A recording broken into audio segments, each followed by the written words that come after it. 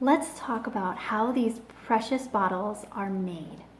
So a lot of care and love and scientific research goes into making these bottles. And I want to throw some numbers out there for you so you can see just how much work goes into each little bottle of essential oil. So did you know that it takes 60,000 rose blossoms to provide only 1 ounce of rose oil? Lavender is a little bit more abundant. It takes 220 pounds and it'll provide 7 pounds of oil.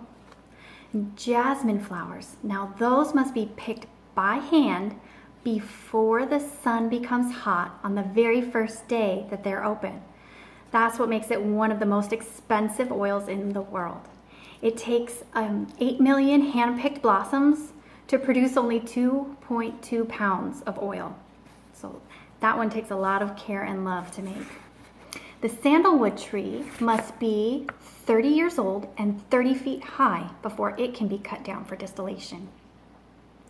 But a little goes a long way. Most oils are $10 to $30 a bottle, and a 5 milliliter bottle of oil contains about 90 drops, and a 15 milliliter bottle of oil contains about 250 drops. Each application is only like 1 to 3 drops. So that means that even a small bottle of oil will get you about 45 applications.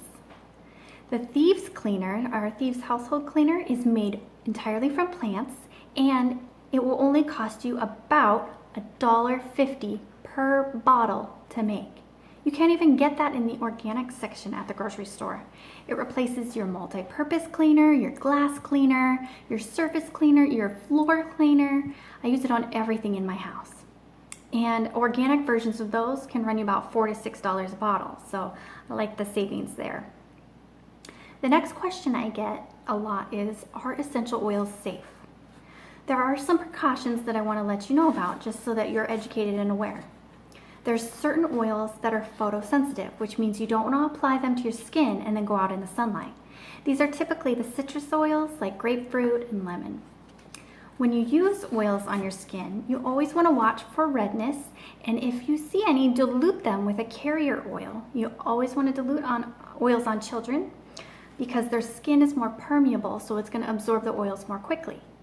Now, carrier oils, those are the fatty oils such as coconut oil or olive oil. They have larger molecules in them than essential oils, so when you put a carrier oil with an essential oil, it takes the essential oil longer to absorb into your skin because it has to ping pong back and forth between all of the larger molecules of that carrier oil.